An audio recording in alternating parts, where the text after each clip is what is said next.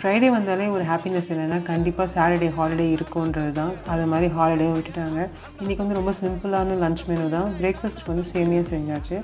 லஞ்சுக்கு வந்துட்டு சப்பாத்தி தட்டைப்பயிர் குழம்புலாம் வச்சாச்சு.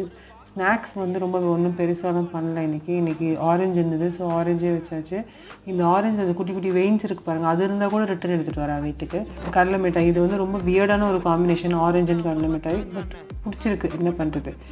சப்பாத்தி பேக் பண்ணியாச்சு. தட்டைப்பயிர் குழம்பு வச்சாச்சு. தட்டைப்பயிர் குழம்புக்கு வந்து நம்ம வெறுமே தேங்காய் தான் ப்ளெயினாக அரைச்சி ஊற்றுவோம். அப்படி பண்ணாமல் கொஞ்சம் எண்ணெய் ஊற்றி சீரகம், தேங்காய் துருவினது, சின்ன வெங்காயம், பூண்டு இதை மட்டும் நீங்கள் நல்லா வதக்கிட்டு அதுக்கப்புறமா அரைச்சி லாஸ்ட்டில் ஊற்றி ஒரு 2 minutes கொதிக்க வச்சு இறக்குனீங்கன்னா குழம்பு வந்து அவ்வளோ டேஸ்டியாக இருக்கும். நான் எப்பவுமே பிரேக்ஃபாஸ்ட் வைக்கும்போது குவான்டிட்டி வைஸ் ஜாஸ்தி தான் வைப்பேன்.